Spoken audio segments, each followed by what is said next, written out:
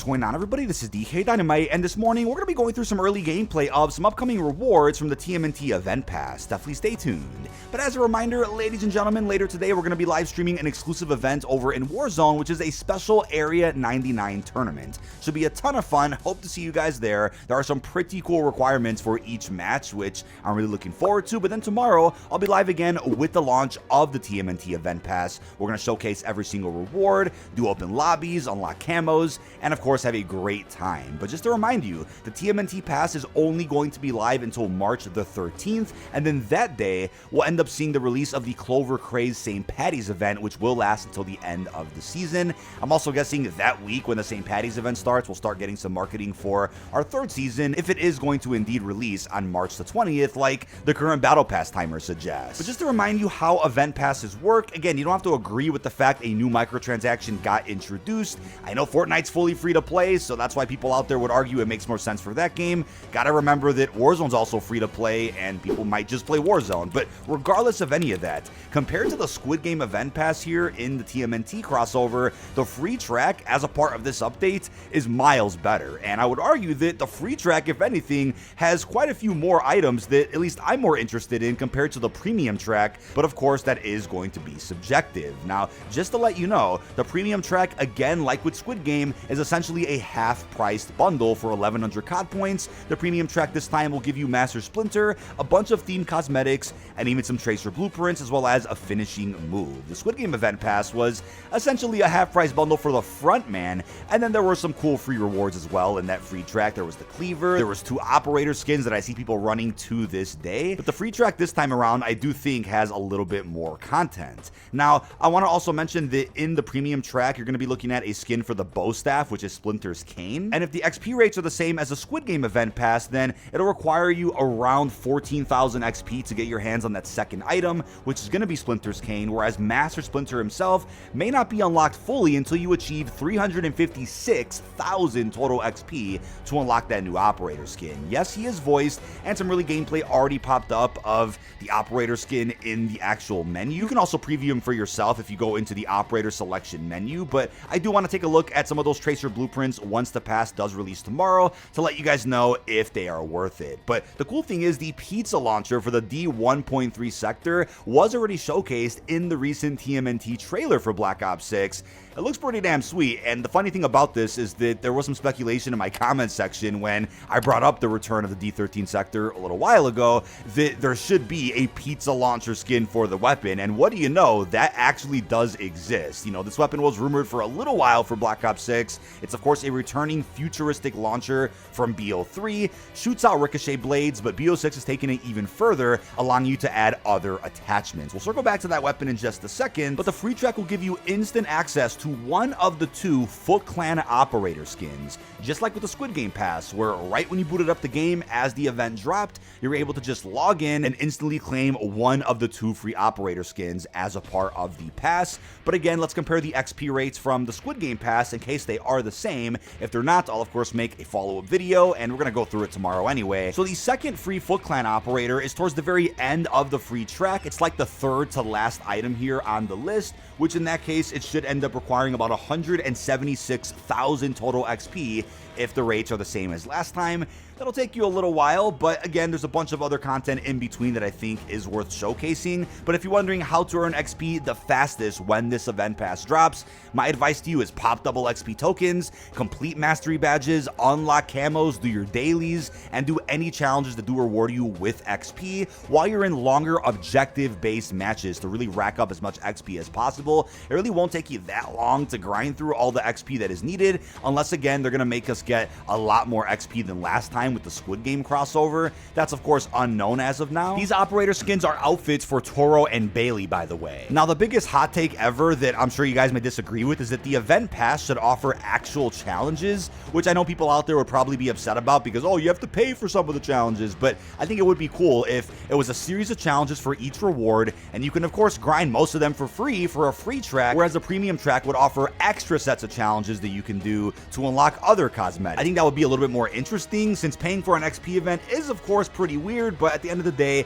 you also don't have to if you just want the free track. I'm really curious though how popular these Foot Clan operator skins are going to be in comparison to the free Squid Game ones. I constantly see Squid Game operators in just about every lobby that I'm in, so I'm curious if the Foot Clan skins will be the new quote-unquote meta for multiplayer and even Warzone. So let's circle back to the D1.3 sector. If this is like the last event pass, then this is going to be a mastery unlock for having finished every other tier of the free track. Again, just to remind you, you don't have to pay $1 to unlock either the skateboard or the D13 sector here inside of the TMNT event pass. Lots of early gameplay already surfaced of this weapon, with credit to Reality UK over on Twitter. He went through the attachments that are available for this, and it's going to be the long barrel, the crossbar, which typically we see on LMGs, explosive blades, ricochet blades, and even the overclocked stock. Obviously, you can only shoot one type of projectile at a given moment in time, so the ricochet blades are of course what we saw in Black Ops 3 and of course in COD Mobile when this weapon was added in. The explosive blades seem pretty interesting, but probably something you have to use when you're really up close as if it was a shotgun, so it's cool they give you the option of switching up the attachments if you wanted. But as far as the camo challenges do go, the military set do of course require you to get 100 base kills while using this weapon, not headshots, whereas the special camos do require 2 kills without reloading 10 times, followed by 50 one-shot kills. Now in zombies, thankfully you don't need any headshots, but you do need 2,000 kills, followed by your special challenges, including getting 100 kills on stunned zombies when you use your tactical equipment, followed by 300 kills while this weapon is pack-a-punch. Like I mentioned before, the great thing about this weapon is that if you've also grinded your camos on the Sarin 9mm, the other special weapon in the game, then this will actually allow you to quote-unquote complete the secondary and launcher category after you've done the Sarin and now the D1.3, so it gives you a bit of a boost if you're of course grinding camos in MP, zombies, or Warzone. The camo coverage does look pretty nice on the D13. Again, there's also some blueprint gameplay that is out there because a couple of bundles releasing this season are going to feature skins for the D13. Now, I don't think we're going to get any of these bundles before the event pass drops. There's only like one more day for that to happen, but it would have been hilarious if people out there started using the weapon early before the pass even releases because of a bundle. Don't think they're going to do that. They'll probably just drop these bundles over the course of later this week and of course throughout the rest of season 2. But tracers look pretty cool on the actual ricochet blades, as you will see in some of the footage. Now, like I mentioned earlier in the video, since the D13 pizza launcher skin is about the third to last item here inside of the premium track, that might require around 176,000 XP to unlock. Again, the rates aren't definitive yet, but that'll be another way you can use the D13 early before you even finish the free track. If you buy the premium track as you're grinding the free one,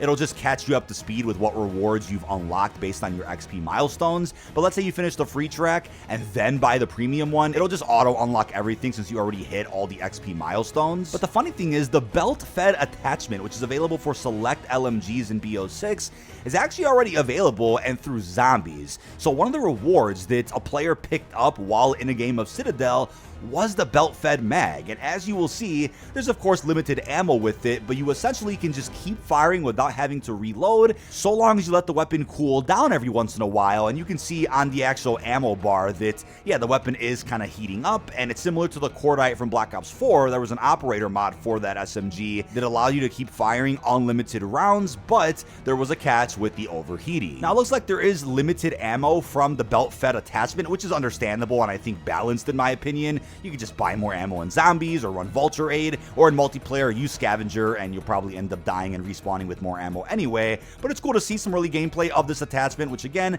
will be unlocked towards the very end of the brand new free track. Now, the last thing I'll end with is the skateboard melee weapon, which I did talk about in my previous Tony Hawk themed video, but you unlock this melee towards the very beginning of the free track. It is the third item that you actually have to grind through and unlock, so if the rates are correct, you'll probably need around 26,000 total XP to go ahead and grab this. There's gameplay, of course, of it being inspected, and we know that we can smack enemies with it. You can't ride the skateboard, but there are some upcoming bundles that do feature blueprints for this weapon, whereas there's also a blueprint for the skateboard in the premium track, which does look pretty cool, but it doesn't look like it's an actual Mastercraft with a unique inspect or anything, so that's a little unfortunate. But my fingers are crossed for an LTM of some sort on the map grind at some point in the future to celebrate the Tony Hawk crossover so that we can actually ride these things in a special mode or something. That would be fantastic. But there you have it. 2 new weapons, 2 free operator skins and the belt fed attachment in the free track alone, on top of some other TMNT themed cosmetics. But either way, more value in my opinion from the free track this time around compared to Squid Game,